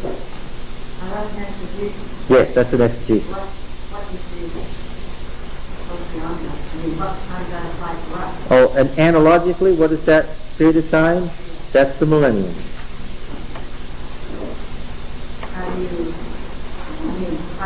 Because these verses come from Isaiah, where the spirits are imprisoned for many days and then released. Now you really want to get into an exegesis of Daniel 11 and 12, don't you? Yeah. So the book of Daniel is unusual in that when you do an exegesis of it, the exegesis gives you clues to the analogy. You're absolutely correct. Right within the book of Daniel, we see the process of a plan getting lengthened over time. Now, what happened between Daniel 2 and Daniel 8 was that first we had 4 kings, and now we've got Babylon, Persia, and Greece. Right?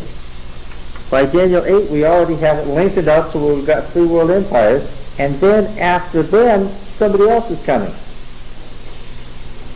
Another evil emperor is coming. So now, we can see it lengthening right within the book. So now we're going to go back to Daniel 2 and say what? The head of gold is what? The Babylonian Empire. And the silver is what? The Medo-Persian Empire. And the brass is Greece, Daniel 8. And there's another one coming. Well, what came after Greece? Rome. And then there's the period of the 10 client states. And then comes the evil empire, evil emperor. What? Well, it works, yes. That's always been the argument of historicists, the ultimate argument. If you can't say anything else to a dispensationalist, you can always say, but it works. Comparing the historicism and the dispensationalist is God changes how he deals with his people in different time sets, where the historical application is it gets delayed It isn't God who changes in historicism.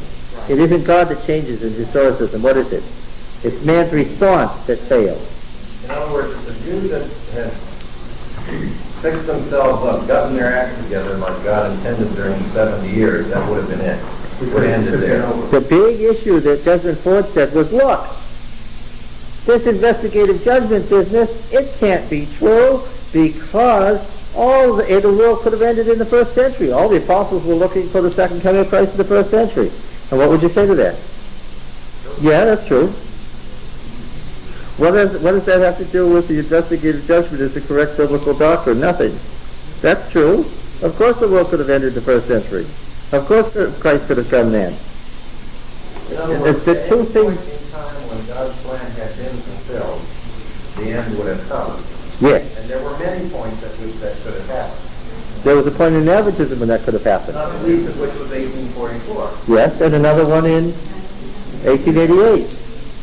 But Yes. Oh, yes. Let me not just skip over 1844 like, what did you just say? Say it again. crisis points where the world could have ended. Yes. If the conditions had been met. If the religious world, instead of rejecting Millerism as the work of a fool, because as historicism goes, it was absolutely correct. If the whole Christian world had taken up the chorus, because that was the end of the Philadelphia period where there were Christian missions everywhere, saying Christ is about to come, what could have happened? Christ could have come in 1844. Well, except that God knew in advance that it would not happen. Well, we're not asking about what God knows. We're asking about what was possible if human beings had responded differently. Oh yes, God knows His purposes know no haste or delay, like the stars in their appointed courses, and it's good to quote Ellen White. So if they responded differently, then He would have known that He was coming in 1844. Is that what it is? Of course, because that would have been it. Yes, so that's an argument in the circle. Yes, a little tip. But that kind of stumps the whole theory of predestination and stuff, too. I mean, Yes. talking about repeating cycles of possibility, then even though God knew in advance that they would not complete, predestination goes out the window. But it's I can be in God's position with Ricky, right? Said, don't touch the candle, it's hot. Now, I knew, you were right there, I knew what he was going to do. What did he do? I just did it, I knew he was going to do it. He put his hand in there and he goes, hot! Well, I could predict the future at that point, and I knew exactly. Was it my choice? Did I make him do it? Even though I knew the future, what was that? That was His will operating, even though I knew what His will was in advance. The fact that God knows that in advance doesn't mean that takes away anything from our will. It's still our will and action and choice. God's knowledge has nothing to do with it, because I'm not God. He still knows the point in time when His plan will be complete. Yes. And He has planned for it. Yes. From the viewpoint of God, there's no haste or delay. No. Everything is what it is. Yes. You can always, if the brethren are walking a little bit, you can always, quote Mrs. White.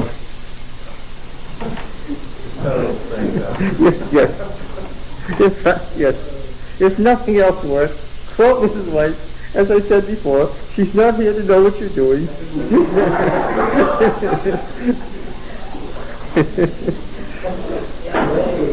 In a way, because the repeated cycles are God's way of emphasizing that He will not override our choice. That's right. He's saying, look, you've had so many chances, so many opportunities, and I haven't overridden. Nor will He forgo His conditions. That's right. And if you don't do an exegesis first and then see the analogies, you might not see that pattern. You say, oh, God said it was all going to happen in this way, and that's the way it's going to be, and you don't see the... It's like Israel and Judah thought there would always be conditions, and they would always have a chance. Where Amos breaks the cycle and says, God has stated His conditions, He's reached His limit, there are no more conditions. Just like the Canaanites, your cup is full, and this is the end. Mm-hmm. Who do you feel sorry for in this story? Daniel. Yes. Yeah. Because he really had his hopes up. And he worked hard those 70 years for pagan empires. How many of these books would you read, how many of these chapters would you have in your book? Well, 8 to 12 say I, Daniel, all the way through. I, Daniel, this, I, Daniel. That's the first You don't person. think the fact just created these Well, why did you change language? but Daniel 2 to 7 was written as a unit in Aramaic, and Aramaic was the language of the Jews after they returned to Palestine. It's easy to see Daniel, who grew up speaking Hebrew, as writing in Hebrew. That makes perfect sense why he would do that. And the author was writing an introduction to the whole book when he wrote chapter 1, right? And so he writes that in Hebrew. The 2 to 7, which is his work, or their work, I don't know if this is a single individual or a group of individuals, or an individual writing for a group.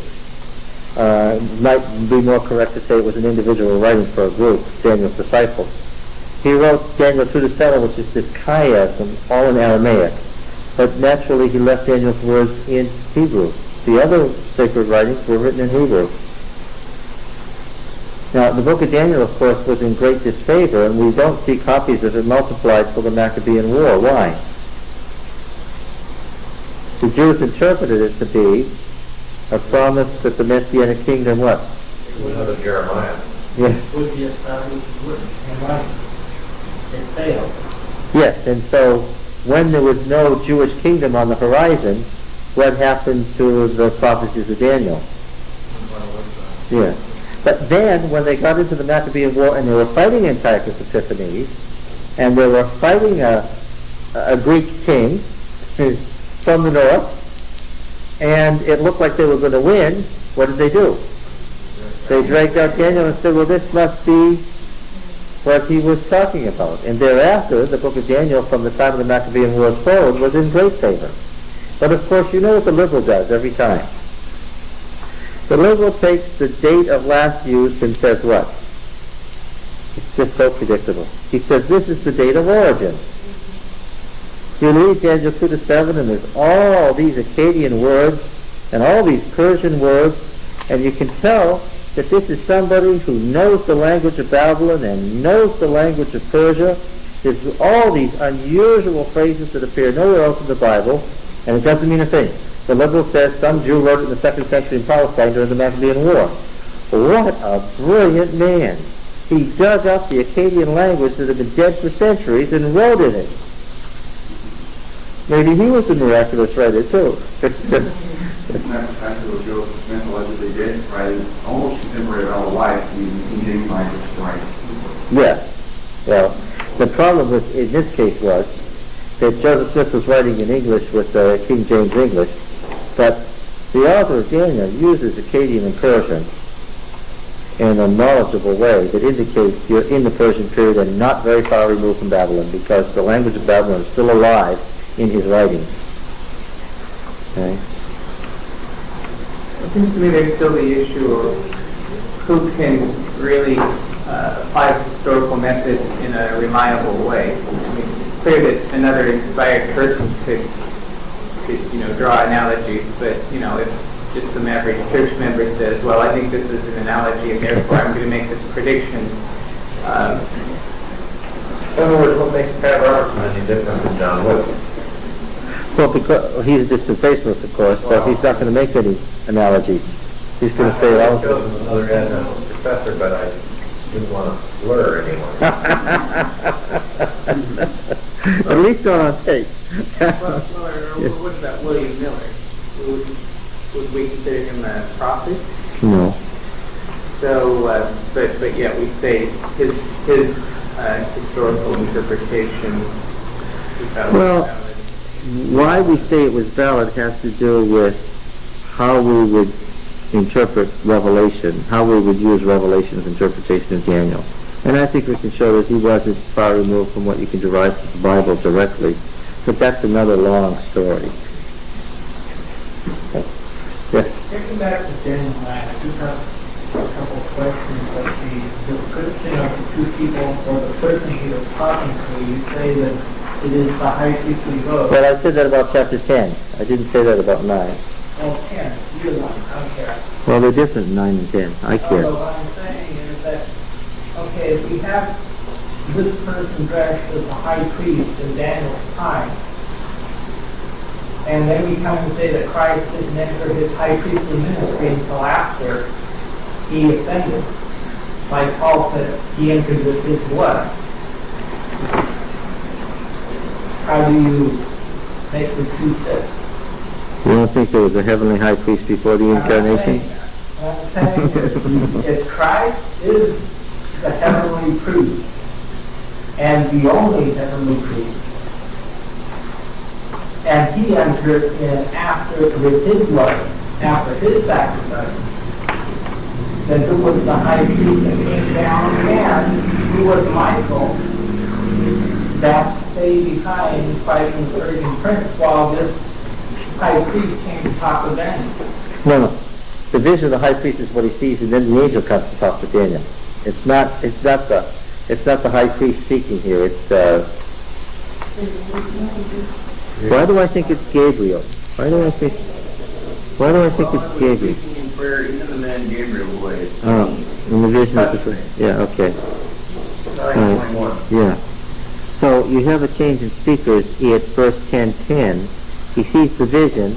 He goes into a coma. He's brought out of it by a hand touching him, and the hand touching him is the angelic interpreter. The angelus interpret. Speaking, yes. Yes, there was a heavenly high priest in the Old Testament, a heavenly high priest image. There has to be because of temple conception. The sort of thing was after the two in heaven. He just said that. No. What did you just do wrong?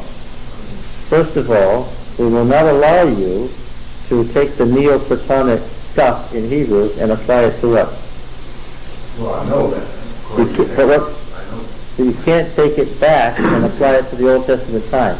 His question is about what do we have here with a heavenly high priest in the Old Testament. Okay. One of the things that you did, though, in asking your question is you made a series of assumptions that came out of Hebrews. You didn't say Hebrews, but that's where you got what you said. And we are, I mean, yes, I did it directly from Hebrew without saying it. I mean, I'm conscious of doing it. yes. I mean, that's the first thing that Christ entered in his ministry at that time. Who was his high priest prior? Michael.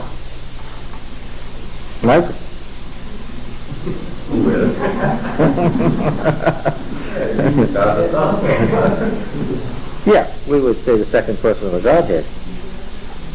Yes. Exercising his priestly ministry before the incarnation. What the book of Hebrews says does not say in any way that there's no heavenly high priest prior to the incarnation, because the book of Hebrews doesn't discuss that issue at all. And therefore, when you say he ascended and entered his ministry at that point, that's something Hebrews says, doesn't discuss what happened prior to that.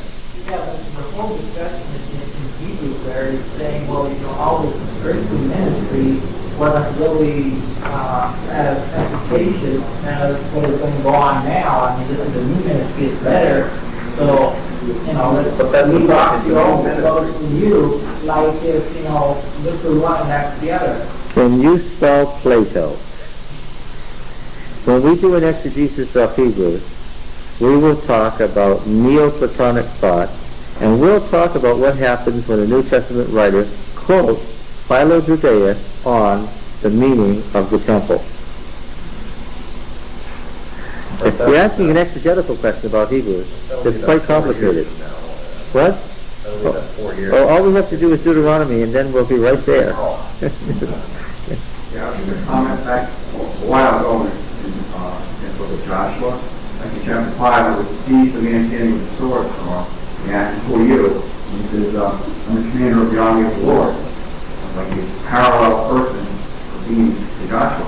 The angel of the Lord, yes. Lord. So Joshua, I did come across that man as a warrior. So maybe it makes sense that Oh yes, just as the as the prophet is the messenger of the Lord, and just as the king is the divine son, just as there's a divine son in the heavens, they are one, they are united. There's a heavenly high priest by definition. If there's a high priest in the temple, there's a high priest in the heavenly temple. That's by definition, that's the case. And the high priest on earth is coalesced, not two different figures. That's Platonism. Not two different figures, but the high priest is coalesced with the heavenly high priest. All right. Okay. Well, we covered a lot of ground today. And that's even more thrilling. I think most of you understood some of it.